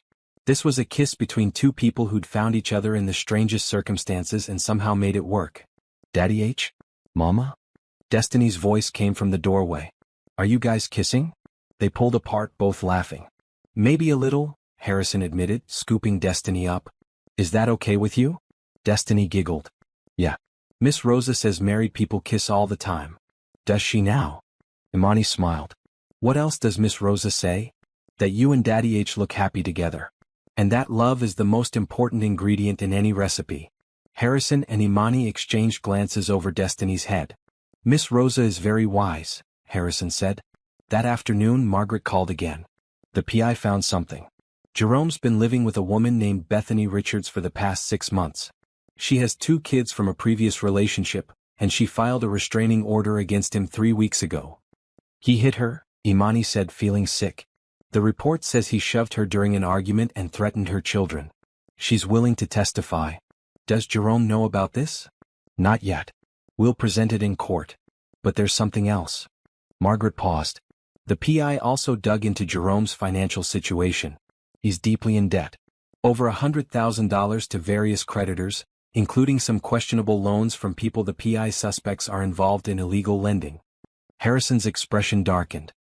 He's not trying to get Destiny back because he's reformed. He's trying to extort money from us. That's my assessment as well. He probably heard about your marriage and your wealth and saw an opportunity. After hanging up, Harrison paced the living room. I want to confront him. Tell him to stay away from our family. That's exactly what he wants. A reaction from you, evidence that you're controlling or aggressive. Imani went to him, putting her hands on his chest to stop his pacing. We let Margaret handle this legally. We don't give Jerome anything to use against us. I hate this. Harrison's hands came up to cover hers. I hate that he's putting you through this stress. I hate it too. But we're not alone this time. Last time I faced Jerome I had nothing. No support, no resources, no backup. Now I have you. Now we have each other. Harrison pulled her close. Always. You'll always have me. That evening, while Destiny was at her new friend's house for a playdate, another surprise came. The doorbell rang. Harrison answered it to find a woman in her early 60s standing there, well-dressed and nervous. "Can I help you?" Harrison asked. "I'm looking for Imani Brooks. I was told she might be here." The woman's voice shook. "I'm her mother. I'm Gloria." Imani, who'd been in the kitchen, froze at the name. She hadn't spoken to her mother in 3 years, not since a terrible fight right before Imani left Jerome. "Mama?" she said, coming to the door. Gloria's eyes filled with tears. "Imani. Oh, honey, I've been looking for you for so long." Harrison stepped back, giving them space. Imani stood in the doorway, emotions warring across her face. "How did you find me?" she asked. "Your cousin Tasha. She saw the marriage announcement in the paper and called me. Imani, I'm so sorry. For everything. For not believing you about Jerome, for taking his side, for all of it." Imani's hands trembled. "You told me I was being dramatic. You said I should try harder to make my marriage work. I know. I was wrong. So incredibly wrong." Gloria took a shaky breath. "I didn't understand. But 3 months after you left, Jerome came to my house looking for you. When I said I didn't know where you were, he got angry. He grabbed me, Imani. Just for a second, but it was enough for me to see what you'd been living with. He hurt you. Not badly. But it opened my eyes. I filed a police report, got a restraining order, and I've been trying to find you ever since to apologize. To help. To make things right." Imani didn't move for a long moment. Then, slowly, she stepped forward and wrapped her arms around her mother. Both women cried, 3 years of hurt and regret pouring out. Harrison watched from the doorway, his own eyes damp. Later, he would tell Imani that watching her reunite with her mother was one of the most beautiful things he'd ever seen. They invited Gloria inside. Over coffee, she explained that she'd remarried to a kind man named Frank, that she'd moved back to the city 6 months ago hoping to find Imani, that she'd never stopped thinking about her daughter and granddaughter. "Where is Destiny?" Gloria asked, looking around eagerly. "At a friend's house. She'll be back in an hour." Imani wiped her eyes. "Mama, she's grown so much. You'll hardly recognize her. I want to know everything. 3 years is a long time." As Imani caught her mother up, Harrison made himself scarce, giving them privacy. When Destiny came home, bouncing through the door full of stories about her playdate, she stopped short at the sight of the unfamiliar woman. "Destiny, baby, this is your grandma." "My mama?" Imani said gently. "My grandma?" Destiny's eyes went wide. "Hi, sweetheart." Gloria knelt down. "I've missed you so much." "Where were you?" "Far away. But I'm here now, and I'd like to spend time with you if that's okay." Destiny looked at Imani, who nodded. Then the little girl walked over to Gloria and hugged her. Gloria started crying all over again. That night, after Gloria had left with promises to visit again soon, Imani found Harrison in his office. "Thank you," she said. "For what?" "For giving my mother and me space today. For welcoming her into your home without question. For understanding how much that meant to me." Harrison pulled her into his lap. "Your family is my family now. That includes Gloria." Imani rested her head on his shoulder. "My mother wants to testify in court. About Jerome grabbing her, about the restraining order. She says she'll do whatever it takes to make sure he never gets near Destiny. That will help our case tremendously." "I know. Everything is coming together. We have Bethany's testimony, my mother's testimony, all the evidence of Jerome's debts and violence." Imani lifted her head to look at Harrison. "Why do I still feel scared? Because you're human. Because Jerome hurt you for years. Because trusting that things might actually work out is hard when you've been let down before." Harrison cupped her face.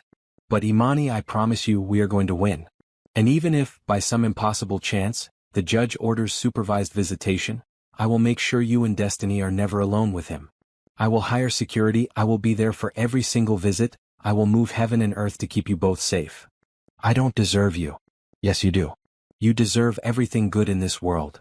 Harrison kissed her forehead. "And I'm going to spend the rest of my life making sure you get it." That night, lying in bed, Imani thought about everything that had happened. Jerome's petition. The evidence against him. Her mother's return. The love she'd found with Harrison. Life was strange and complicated and scary. But for the first time in forever, Imani believed it might also turn out okay. Because she wasn't facing it alone anymore. She had Harrison. She had Gloria. She had a future that looked bright instead of dark. And in 3 weeks, she'd walk into that courtroom and fight for her daughter with an army behind her instead of standing alone.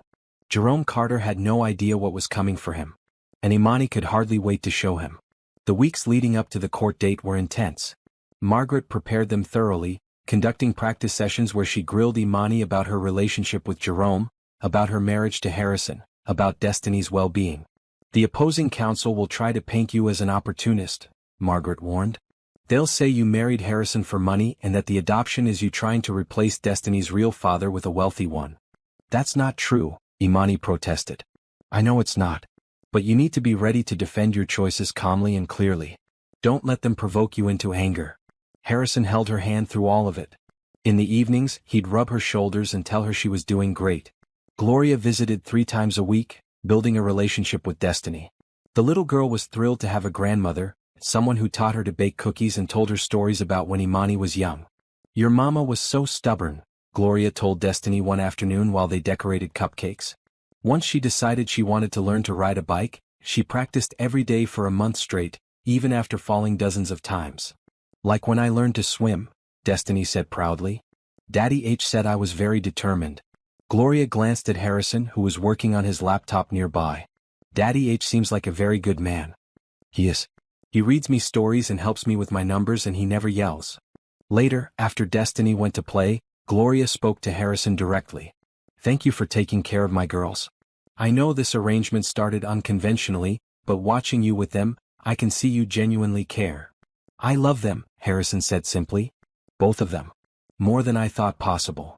I believe you. And I'll make sure the judge knows that too. The night before the court date, none of them could sleep.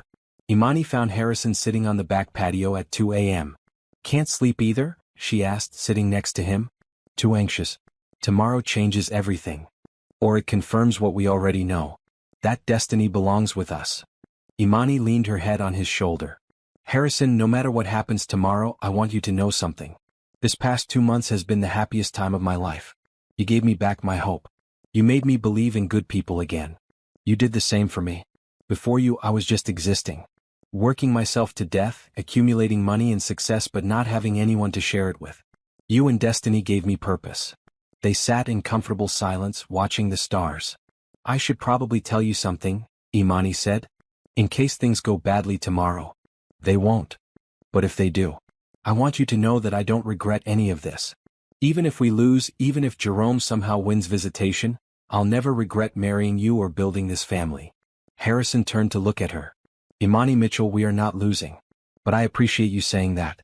And I want you to know that no matter what that judge says tomorrow, you're my wife. Destiny is my daughter. Nothing changes that. He kissed her then, deep and thorough, and for a moment Imani forgot about court and Jerome and everything except the man she loved. When they finally pulled apart, Harrison smiled. How about we actually try sleeping in the same bed tonight? Just for comfort. No pressure. I'd like that. They went upstairs together. Imani climbed into Harrison's large bed, and he wrapped his arms around her from behind. She fit perfectly against him. This is nice, she whispered. It really is. We should have done this sooner. Maybe we needed to wait until we were really sure. Are you sure now? Absolutely. Imani turned in his arms to face him. I love you, Harrison. Completely and totally. I love you too. So much it scares me sometimes. They fell asleep like that, wrapped in each other's arms, finding peace before the storm. Morning came too quickly. Imani dressed in a professional green dress Harrison had bought specifically for court. He wore his best suit. They left Destiny with Gloria and Rosa, who promised to keep her distracted with baking and games. Good luck, Mama. Good luck, Daddy H, Destiny called as they left. Daddy H.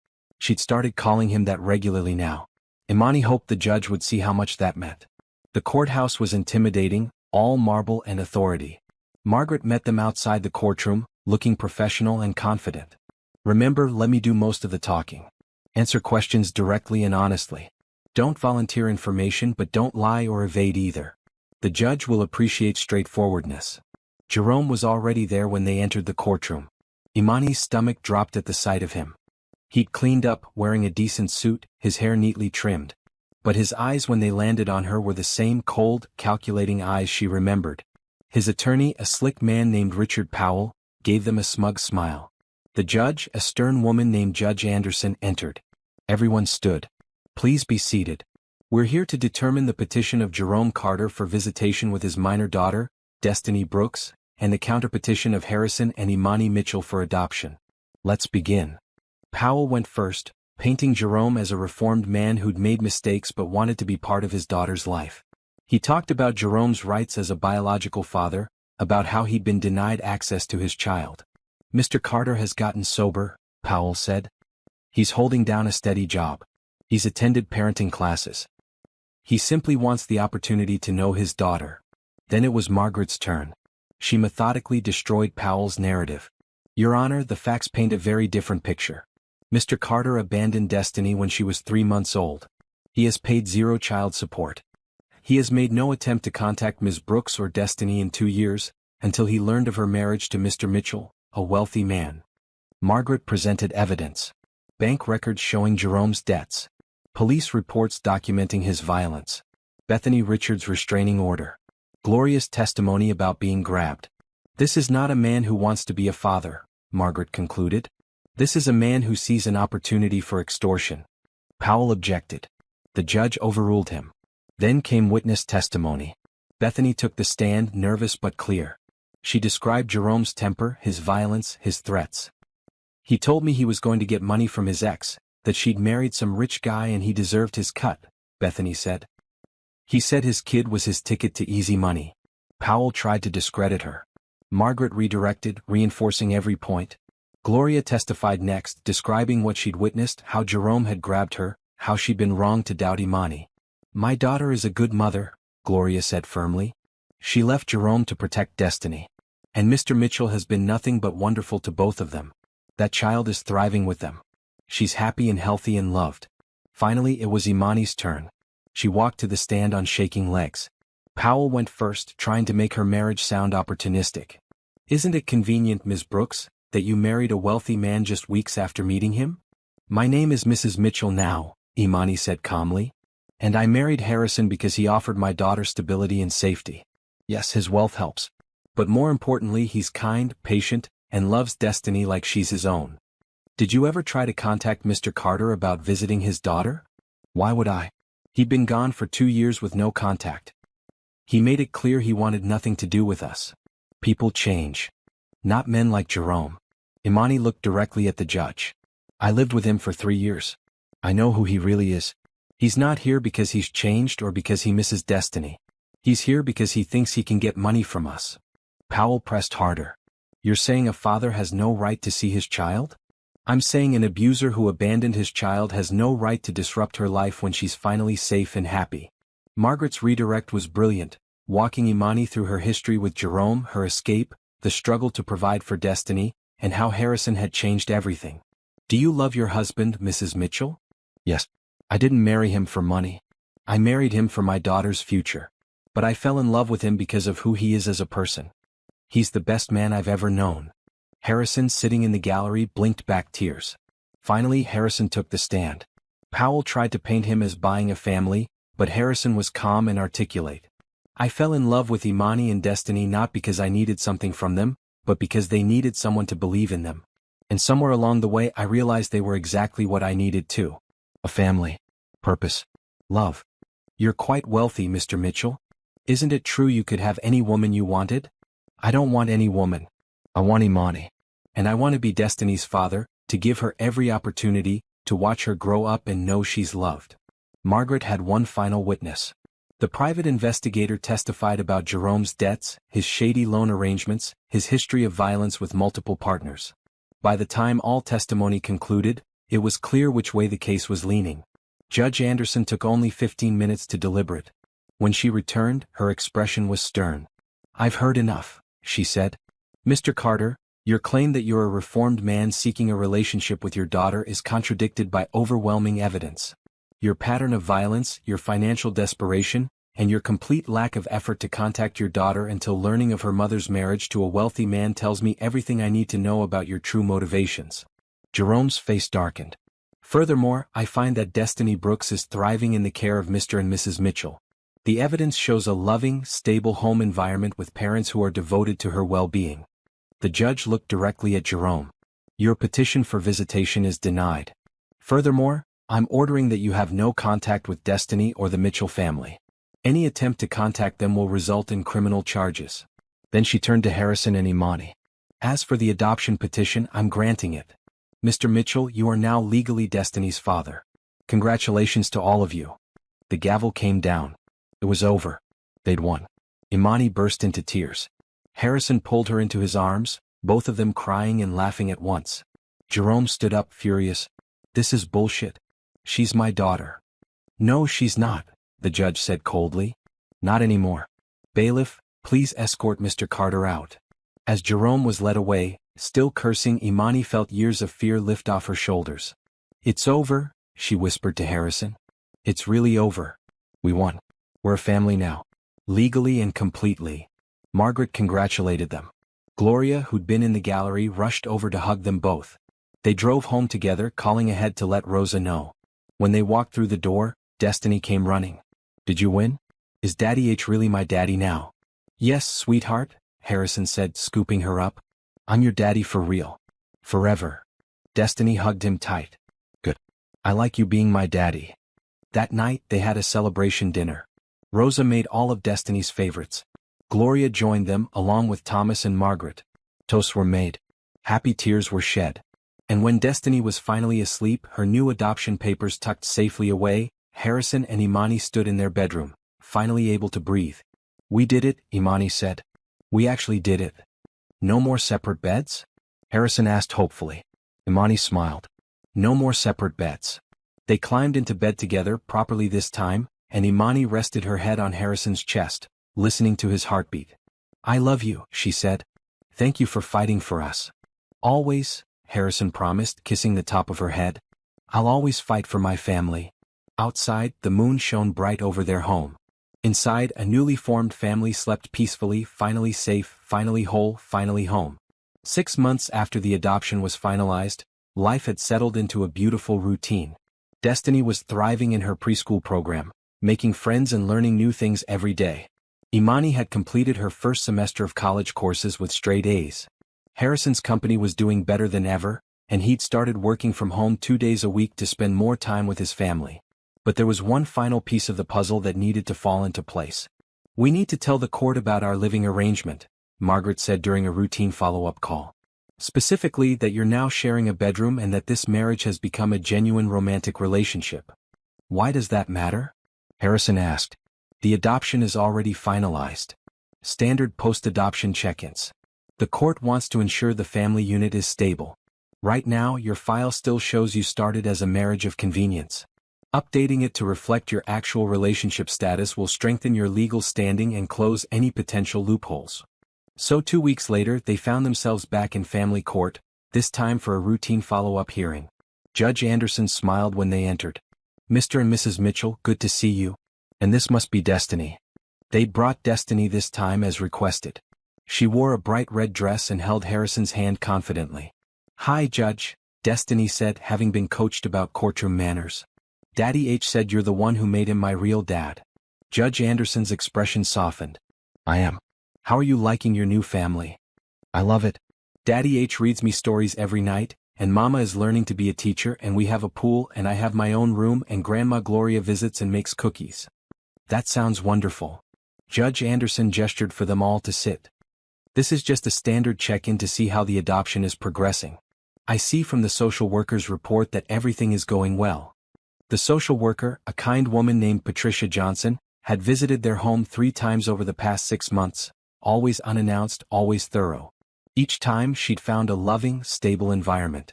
Yes, Your Honor, Harrison said. Destiny is doing great. Her health has improved significantly with proper medical care. She's excelling in preschool. And we're all very happy. Mrs. Mitchell, how has the adjustment been for you? Imani took a breath. Honestly, Your Honor, it's been incredible. When I married Harrison, I'll admit it was primarily for Destiny's benefit. But over these past 6 months, it's become so much more. Harrison is my best friend, my partner in every sense, and the love of my life. Harrison squeezed her hand. Judge Anderson made some notes. And your living arrangement? The initial filing indicated separate bedrooms. We share a bedroom now, Harrison said clearly. Our relationship evolved naturally into a genuine marriage in every way. I'm glad to hear that. Judge Anderson looked at Destiny. Sweetheart, can you tell me what it's like living with your mama and daddy? It's fun. Daddy H helps me with my numbers and Mama reads me books. We have dinner together every night and sometimes we go swimming and I have friends at school and I'm not scared anymore. What were you scared of before? Destiny thought about it. I don't remember exactly. But Mama used to be sad a lot and we didn't have much food sometimes and I couldn't breathe good. But now Mama smiles all the time and we have lots of food and my medicine makes it so I can breathe easy. Judge Anderson's eyes were gentle. That's very good. Do you like having Daddy H as your father? He's the best daddy ever. He makes Mama happy and he never yells and he says he loves me every single day. The judge smiled. Well, that's exactly what I like to hear. Based on this follow-up in the social worker's reports, I'm satisfied that this adoption is in Destiny's best interests and that you've formed a genuine family unit. She stamped some papers. Everything is in order. You won't need any more check-ins unless you request them. Congratulations again on your family. As they left the courthouse, Destiny skipped between them, holding both their hands. Can we get ice cream to celebrate? She asked. Absolutely, Harrison said. Any flavor you want.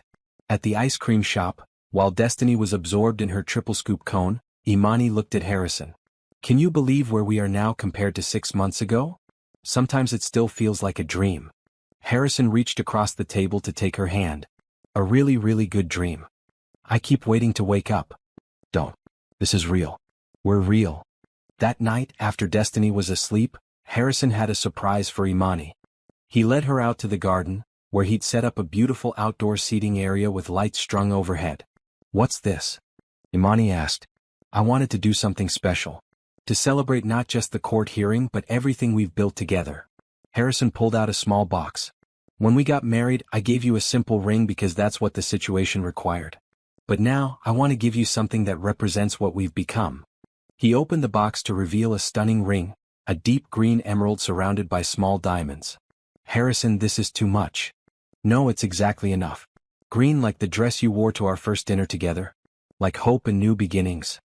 He took her left hand and slid the ring on next to her simple wedding band. Imani Mitchell, I love you more than I thought it was possible to love anyone. You've given me a family, a purpose, a reason to come home every day with a smile on my face. Thank you for taking a chance on a lonely millionaire with a crazy proposal. Imani was crying now. Thank you for seeing past our circumstances to who we could be together. So we're really doing this?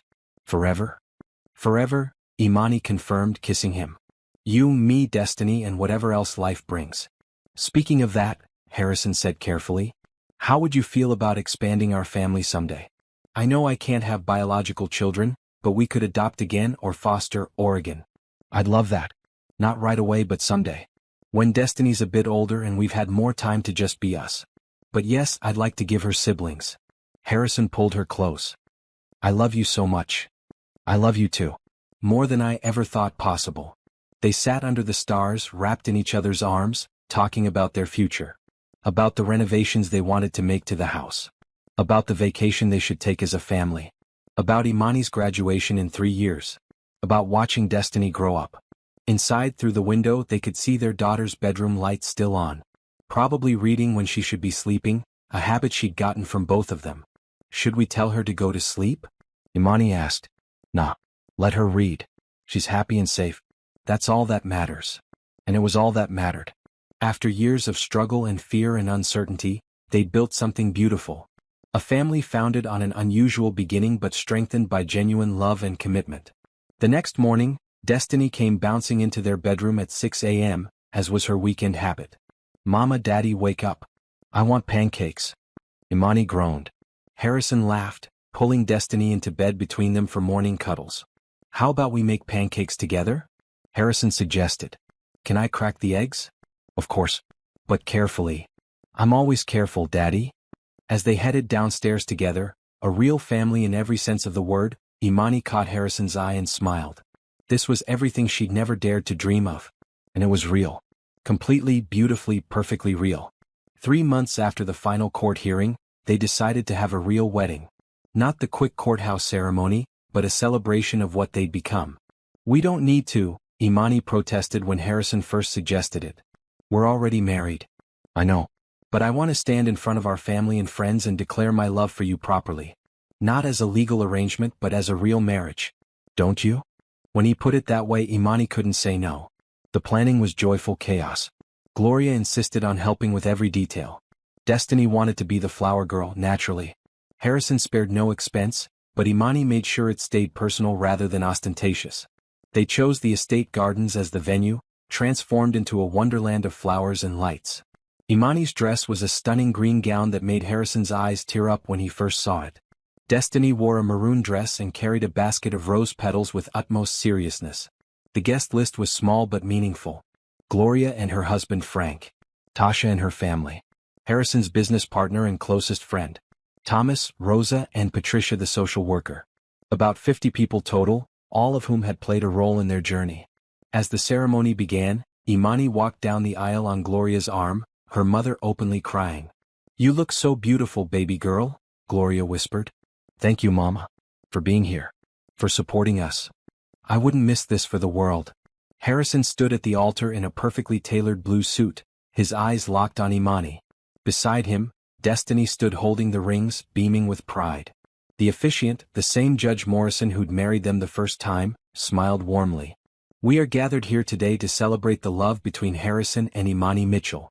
Some of you may know that this couple has already been legally married for several months. But today is about more than legality. Today is about love, commitment, and the family they've built together." Harrison and Imani had written their own vows this time. Harrison went first. "Imani, when I met you that night in the hospital, I thought I was helping someone in need. I had no idea you were about to save me. You took a chance on a stranger with an unusual proposal. You trusted me with your daughter and eventually with your heart. You've taught me what it means to be part of a family, to love unconditionally, to find joy in ordinary moments. You are the strongest, kindest, most beautiful person I've ever known, and I promise to spend the rest of my life being worthy of the gift you've given me." Imani was already crying. She took a shaky breath and began her vows. "Harrison, you walked into my life at my lowest point and offered me hope. Not just financial help, but genuine kindness. You saw past our circumstances to who we could be. You loved Destiny like she was yours from the very beginning, and you loved me even when I didn't think I deserved it.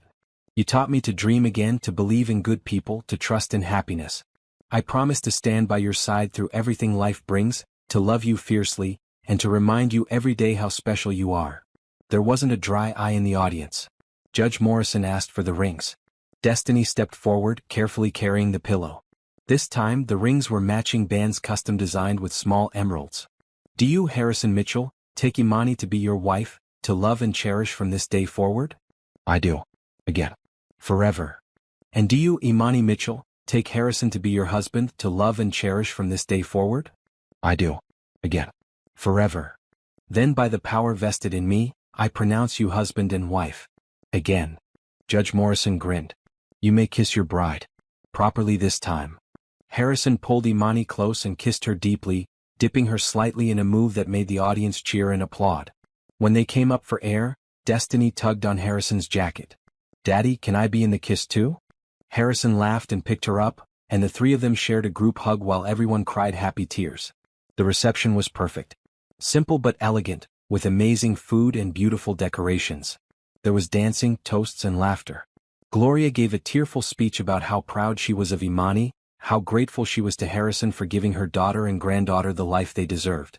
Harrison's business partner, a man named Michael Chin, gave a speech about how Harrison had been a workaholic before meeting Imani, and how amazing it was to see him finally living instead of just existing. When it was Imani's turn to speak, she kept it brief. "A year ago, I was barely surviving, working multiple jobs, terrified about my daughter's future. Then this man offered me the most unusual proposal I'd ever heard.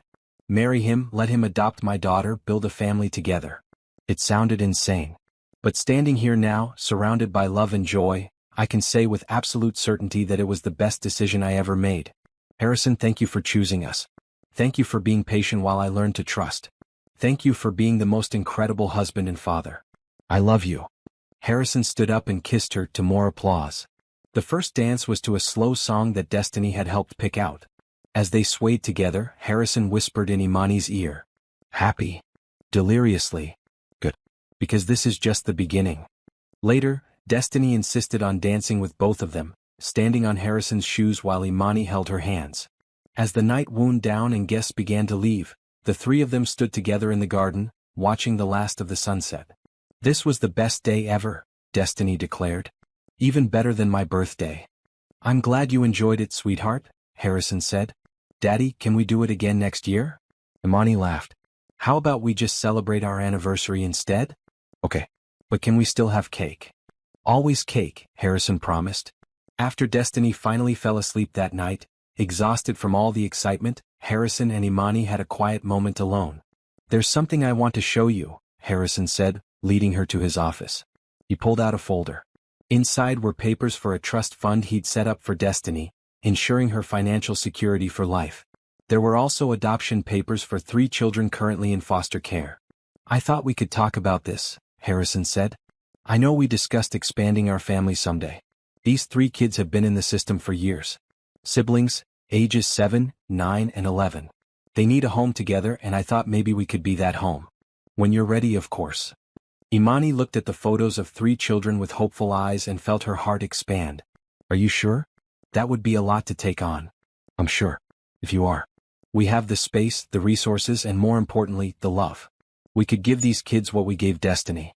A real home. A real family. When you're ready, Harrison had said. Not if. When. Because he trusted her judgment, trusted their partnership. Let's meet them, Imani said. See if it's a good fit. If they want us as much as we want them. Harrison pulled her into his arms. Have I told you lately that you're amazing? Not in the last hour. Well, you are. Absolutely amazing. That night, lying in bed together, Imani reflected on the past year. From desperate mother in a hospital hallway to wife of a millionaire. From struggling to survive to planning to adopt more children. From broken and afraid to whole and hopeful. What are you thinking about? Harrison asked, his arms around her. Everything. How much has changed. How grateful I am. How much I love you. I love you too. More every day. Harrison. Yeah. When you made that first proposal, did you ever imagine we'd end up here? Really and truly in love? Harrison was quiet for a moment. Honestly? I hoped. I didn't know if it was possible to build real love on a foundation of practicality, but I hoped. And I'm so glad I took that chance. Me too. You saved us, Harrison. You and your unusual proposal saved our lives. No, Imani. We saved each other. And they had. 2 broken people, 1 desperate mother and 1 lonely millionaire, finding wholeness in each other. Building something beautiful from circumstances that should have been impossible. Outside, the moon shone over their home. Inside, a family slept peacefully. A family that had started with a shocking proposal in a hospital hallway and had grown into something real and lasting and true. Tomorrow they would meet 3 children who needed a home. Next month, Imani would start her 2nd year of college. Next year, Harrison's company would launch a new initiative. In 5 years, they'd watch Destiny start middle school. The future stretched ahead of them, full of possibilities and promise. But tonight, in this perfect moment, they were exactly where they needed to be. Together. A family. Forever.